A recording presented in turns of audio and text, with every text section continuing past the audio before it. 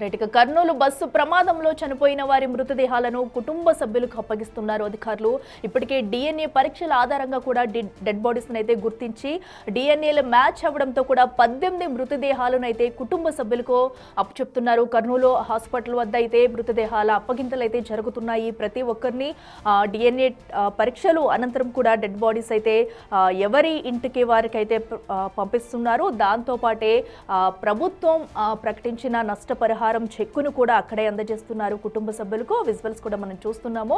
DNA పరీక్షల ఫలితాల కోసం బంధువులు అయితే వేచి చేస్తున్నారు. అయితే ఇక 18 మంది డిఎన్ఏ టెస్టులు మ్యాచ్ అవగా కూడా ఒక్క వ్యక్తి ఎవరనేది కూడా ప్రస్తుతం ఇంకా ఎవరనేది కూడా తెలియరాలేదు. ఎందుకంటే అటు రిజర్వేషన్ చేసుకున్నది ఒకరు అయితే బస్సులో మరో వ్యక్తి ఎక్కడంతో కూడా అతను ఎవరు ఎక్కడి నుంచి వచ్చారనేది కూడా కనుక్కోవడం అనేది పోలీసులకైతే ఇప్పుడు పెద్ద సవాల్గా మారిందని చెప్పాలి. ఎందుకంటే డెడ్ బాడీ కూడా పూర్తిగా కాలిపోవడంతో అసలు ఏమీ గుర్తించలేక ప్రస్తుతం సిచ్యువేషన్ అయితే నెలకొంది. సో వారి కుటుంబ సభ్యులైతే గుర్తుపట్టేందుకు ప్రస్తుతం అయితే పోలీసులు చర్యలు తీసుకుంటున్నారు. మరో పక్కన అటు డిఎన్ఏ టెస్టులు కంప్లీట్ అయిన మిగతా 18 మృతదేహాలను అయితే కుటుంబ సభ్యులకు అప్పగిస్తున్నారు. సో హాస్పిటల్ వద్దే కుటుంబ సభ్యులంతా కూడా వేచి చూస్తున్నారు. సో ఘటన జరిగినప్పటి నుంచి కూడా 18 మంది మృతదేహాలకు అనంతరం పోస్ట్ మార్టం నిర్వహించి డిఎన్ఏ పరీక్షలు అయితే ఇప్పటి వరకు నిర్వహించారు. డిఎన్ఏ పరీక్షలు మ్యాచ్ అయిన 18 మంది మృతదేహాలను ఇంటికి పంపిస్తున్నారు. సో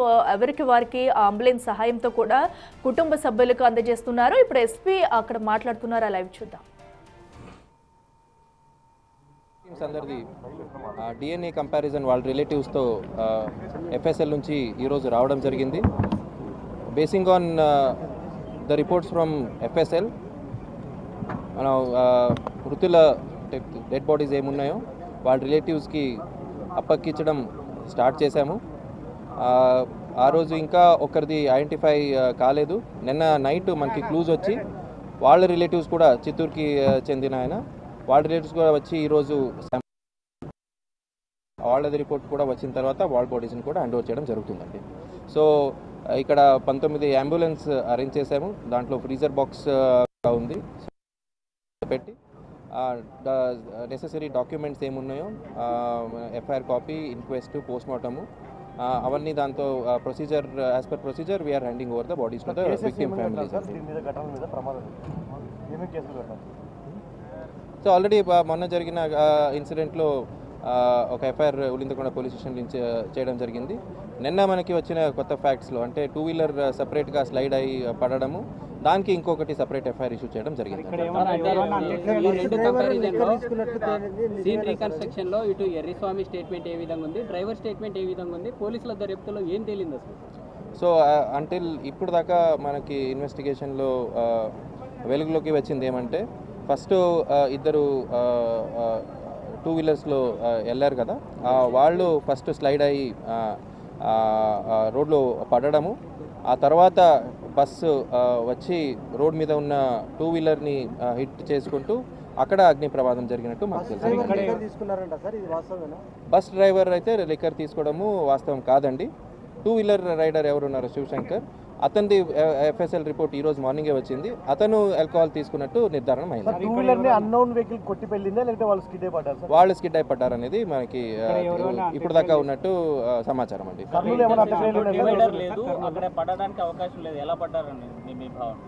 అక్కడ డివైడర్ ఉందండి. డివైడర్కి పడ్డే బాడీ రోడ్ మీద ఉన్నప్పుడు పిలియన్ రైడర్ ఎవరున్నారో ఆ బాడీని కొంచెం పక్కకు లాగారు.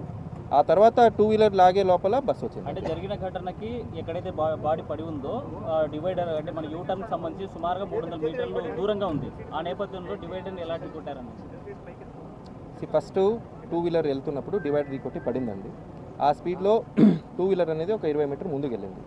ఓకే, సో ఆ బాడీని రోడ్ మీద ఉన్న బాడీని పిలియన్ రైడర్ ఎర్రిస్వామి ఎవరు ఉన్నారు అతను పక్కకు లాగాడు.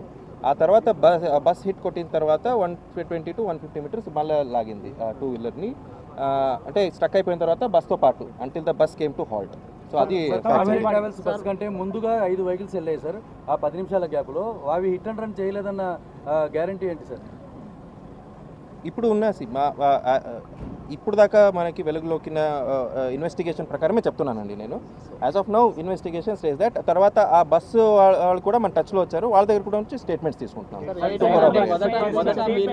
డ్రైవర్ లక్ష్మి ఇచ్చినటువంటి స్టేట్మెంట్ అయితే అతను మీకు ప్రాథమికంగా ఇచ్చిన సమాచారం ఏంటి సార్? మొదట పోలీస్ శాఖ నుంచి కూడా ప్రెస్ నోట్ రిలీజ్ చేశారు. మీరు మొదట బస్సు డ్రైవర్ హిట్ చేయడం మనకి ఎప్పుడెప్పుడు మా ఇన్వెస్టిగేషన్లో ఏమేమి వచ్చాయో అలా అప్డేట్ తీసుకుంటూ వచ్చామండి. ఈ రోజుకి నేను చెప్పింది these are the facts as per the investigation until now. Okay, ఏదైనా కొత్తగా వస్తే అగైన్ విల్ బి అప్డేటింగ్. ఇక్కడ కీలకంగా ఎక్సైజ్ సంబంధించిన అధికారులు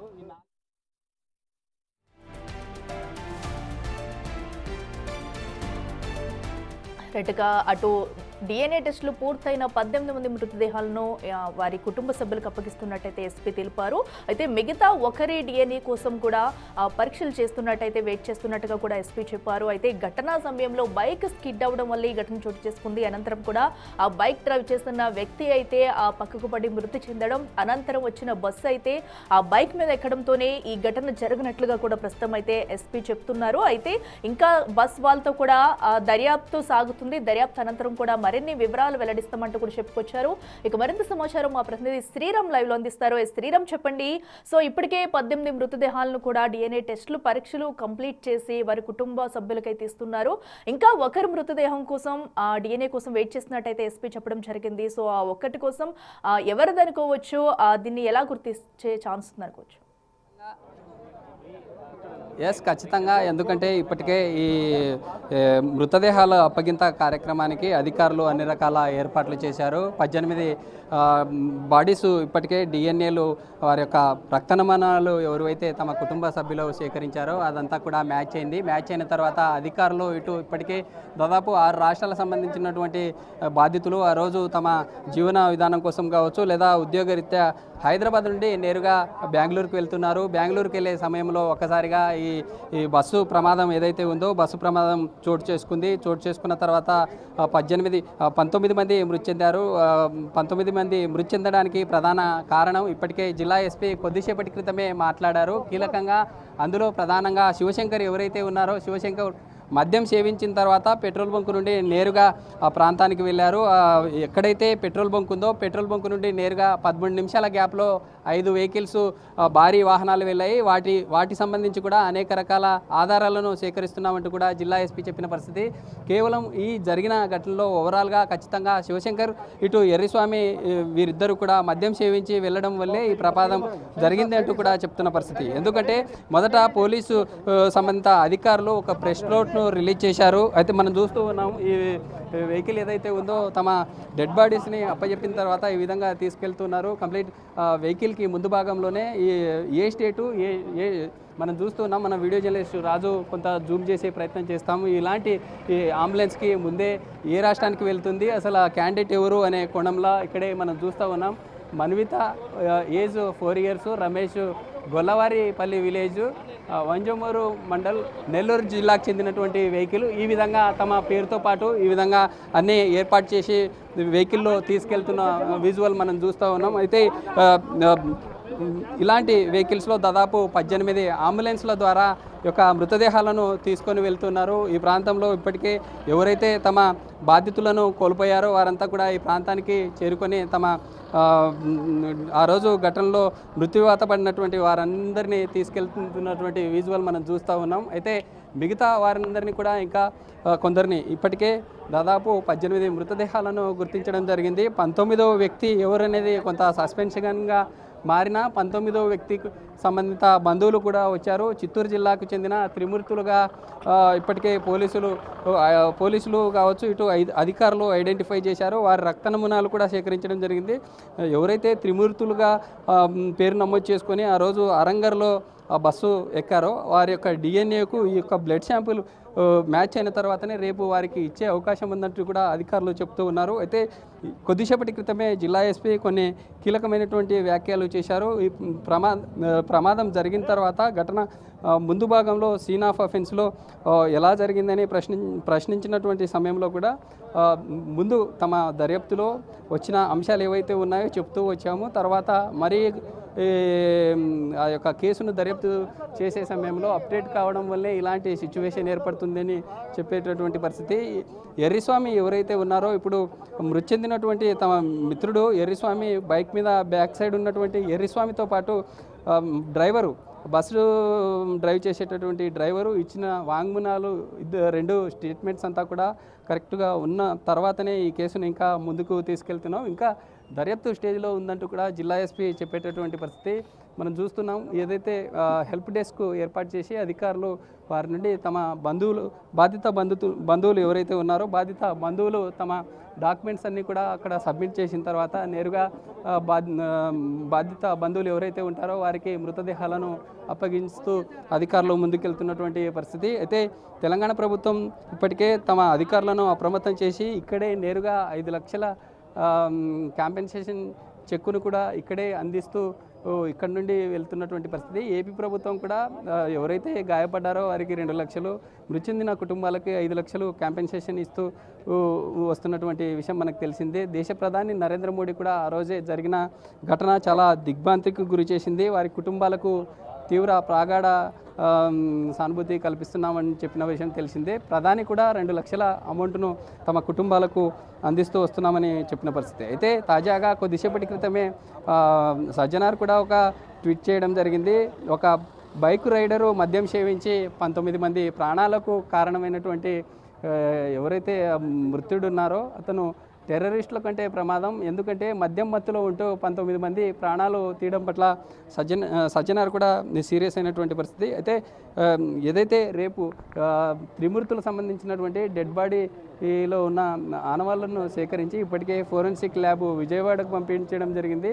ఆ యొక్క 18 మంది సంబంధిత DNA అంతా కూడా క్లియర్గా ఉంది. ఈ త్రిమూర్తులు అనేటటువంటి డెడ్ బాడీ సంబంధించి అదొక బాడీకి సంబంధించినటువంటి బాధితులు కూడా వచ్చారు. హైదరాబాద్లో 3 రోజుల క్రితం తప్పిపోయారు. ఖచ్చితంగా తమ ఫాదరే ఉంటారంటూ కూడా తమ బంధువులు కావచ్చు లేదా బాధితులు వచ్చిన పరిస్థితి.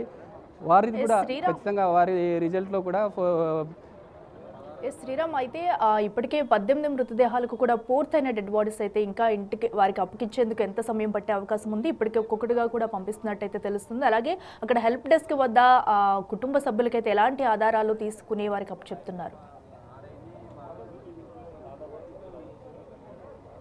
ఎస్ సౌమ్య, అధికారులు ఇప్పటికే మన సేకరించిన నమూనాలు ఏవైతే ఉన్నాయో ఇటు మృతి చెందిన వారి బాడీ నుండి వారికి కావాల్సిన నమూనాలను సేకరించారు. ఇటు బంధువులు ఎవరైతే ఉంటారో వారి నుండి బ్లడ్ శాంపిల్ సేకరించిన తర్వాత ఫైనల్గా విజయవాడలో ఫోరెన్సిక్ ల్యాబ్లో ఈరోజు పరీక్షలంతా పూర్తయిన తర్వాత అధికారులు అన్ని రకాల ఏర్పాట్లు చేశారు. మొన్న ఈ ఘటన జరిగిన తర్వాత బాధితులు ఎవరైతే ఉంటారో వారందరికీ స్టేట్ గెస్ట్ హౌస్లోనే అక్కడే వారికి షెల్టర్ కల్పించి ఇక్కడే అధికారులు 3 రోజులు ఉంచిన పరిస్థితి. అయితే కొద్దిసేపటి క్రితమే ఈ యొక్క కార్యక్రమం ప్రారంభమైన తర్వాత ఇప్పటికే మనం చూసాము 18 మందిలో ఒక 6-7 మృతదేహాలను అధికారులు అప్పచెప్పారు. వారికి కావాల్సిన ఫలానా XYZ ఎవరైతే పర్సన్స్ ఉంటారో ఇప్పటికే మన 19 మంది వారి సంబంధిత ఆధార్ కార్డ్స్ కావచ్చు లేదా వారి ఐడెంటిఫికేషన్ ఇండికేషన్స్ ఏవైతే ఉంటాయో వాటిని తీసుకొని వచ్చిన తర్వాత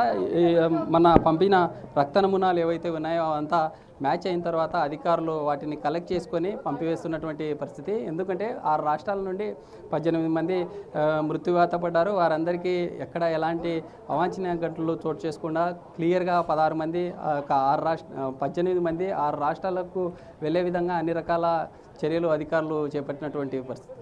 రైట్ శ్రీరామ్, థ్యాంక్ యూ.